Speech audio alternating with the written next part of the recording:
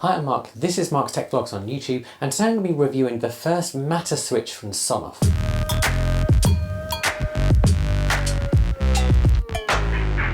So this is the SONOFF MINI4M. And this is the first time SONOFF have produced something that works natively with Matter and therefore Apple Home. In the past, if you wanted to use a SONOFF smart switch with Apple Home, you'd need to throw it through something like a Raspberry Pi running Homebridge. With this, you don't, which is fantastic. And as I said in a recent video, I recently got my bathroom refitted. And as part of that, I decided to sort out the things that have been bugging me about my smart home when it came to my bathroom. And one of these was my bathroom extractor fan. Now, if you've been on this channel for a while, you'll know that for a few years I've been using a Vent Axia Sephora fan. Now, this is a great fan and it's got Bluetooth built in, which means you can adjust some settings straight from your smartphone. That's things like humidity levels and how long it runs for and light sensitivity. And whilst this is great, it's not quite smart. And you'd think in 2025 you'd be able to get a smart bathroom extractor fan, but you really can't. And this is where this SONOFF Mini Smart Switch comes in, because this is something I use to make my bathroom extractor fan, and it's cost me less than £20. Now, of course, you don't have to use this with a bathroom extractor fan. You can use it with pretty much anything around your home.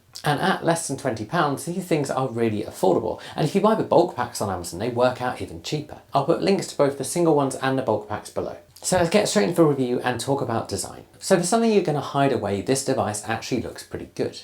It has nice white rounded edges, a green strip on the front, the Matter QR code on the back, and space for all the wires. Now, it has a neutral in and out, a live in and out, and 2 switch ports too. Now, you don't need to use all of these in order to make this thing work. It obviously just needs power.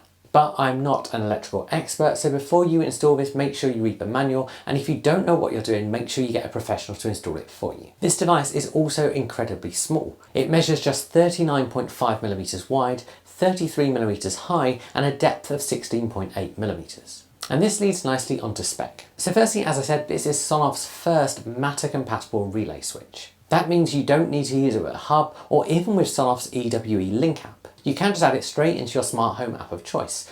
So for me, that's Apple Home, but for you, that could be something like Google Home or Alexa or SmartThings. And your existing home hub will act as a hub for this device. So for me, that's my HomePod Minis I've got dotted around the house. And I've actually been using this device at the time of recording with Apple Home for over 2 months now. Now, whilst it is Matter compatible, it is Matter over Wi-Fi, not Matter over Thread compatible. That means it does connect to your home Wi-Fi using a 2.4 GHz network. When it comes to safety, it has short circuit protection built in, a new connection port to stop you accidentally crushing wires by over tightening, and the plastic is the highest flame retardant grade V0 enclosure you can get. It also supports a detached relay mode. Now, this is something you set in the eWe app if you do want to enable this. And if you use this with something like a light switch, it would basically stop the light switch actually cutting off power and give you complete control using this smart device. This is ideal if you wanted to use it with something like smart bulbs. And again, if you do use it with the eWe app, you do get access to a few extra features. That includes logs and, more importantly, the ability to update firmware. In my opinion, however, the beauty of this device is that most people don't need to use it with an extra app. They can just use it with Apple Home all the time. And I actually only added it to the eWe app for the purpose of this review. Now, continuing with the spec, this switch can handle up to 10 amps. That means you are going to want to make sure that the thing you're adding to this is actually compatible with that. It's also not water resistant and shouldn't be in an area where there's active moisture. So if you are going to put it in something like a bathroom, you're going to have to think about how you safely conceal it. And this leads nicely to talk about installation and setup. So as with anything electrical, if you are installing this, you should know what you are doing. If you don't, get an electrician out to help you instead, which of course will add to cost, but it's worth doing it to know that it's safe. Now, I have installed the previous generation of these in a previous house myself, but in this case, because I was getting the bathroom redone anyway, I got the electrician to install this for me. And that's because I was having some new wiring done as part of that, including moving my extractor fan to my bathroom ceiling. This also meant the electrician could do something clever, which meant I can access this device if I ever need to, but it's also in a place where it's completely dry. And for the most part in the UK, bathroom extractor fans are on the same lighting circuit as your bathroom light. What that means is if you want a smart bulb in your bathroom, your fan is therefore always on. Now, the handy thing about them being on the same circuit, however, was that my electrician was able to conceal the SONOFF Mini inside my bathroom light fitting, which is water resistant. As this light fitting just takes a bulb, there's plenty of space in there as well. That means I've got my Hue bulb in there and my SONOFF Mini. All completely safe and all completely water resistant. I will put a link to that light fitting below because it's pretty cheap and does the job really well. This also means if I ever need to get to the SONOFF Mini to reset it or put it back into pairing mode, I can do that nice and easily. When it comes to setup, adding it to Apple Home was as simple as opening the Apple Home app and scanning the QR code. It then exposes an on-off switch to Apple Home, which of course you can name and put in whichever room you like. You can also change the icon, so in my case I've changed that icon to be a fan. So let's talk about using it. And as I said, I've been using this for just over 2 months now. And for the most part I've been using it with automations and then the occasional use of manual control. And in all honesty, it's great. So firstly, I have it set up to come on when my bathroom light comes on. I also have a SwitchBot outdoor humidity and temperature sensor in my bathroom which I've exposed to Matter via the SwitchBot hub.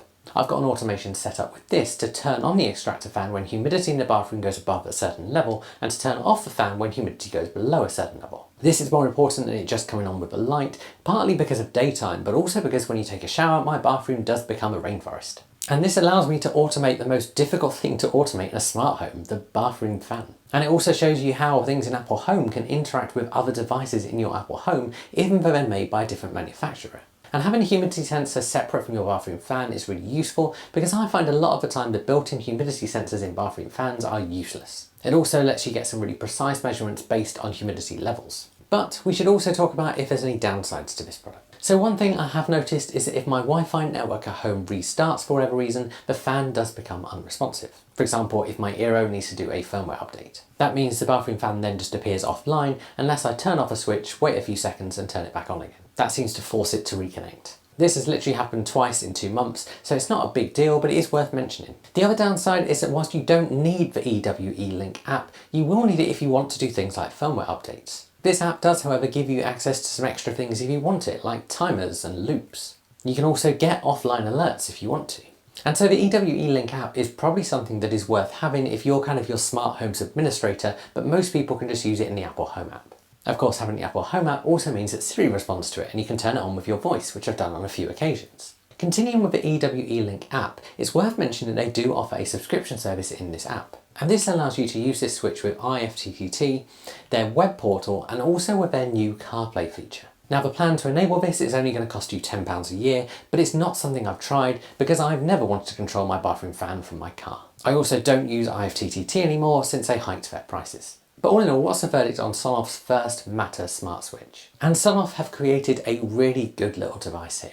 It's compact, it can work with pretty much whatever you like, and it's really reliable. And of course, it's perfect for making that pesky extractor fan in your bathroom smart. If you've got any questions about this device, do stick it below. As I said, I did purchase this myself and it's something I'm still using in my smart home. If you want to pick one up, I'll put links below as well. That will go to Amazon in whichever country you're in. Those links are affiliate links, so if you make a purchase with one of those links, it just helps this channel out at no cost to yourself. This isn't my full-time job and I never take sponsored videos, so if you use one of those links, thank you very much. I genuinely appreciate it. If you've enjoyed this video, give it a like, subscribe to my channel, and I'll see you guys again soon.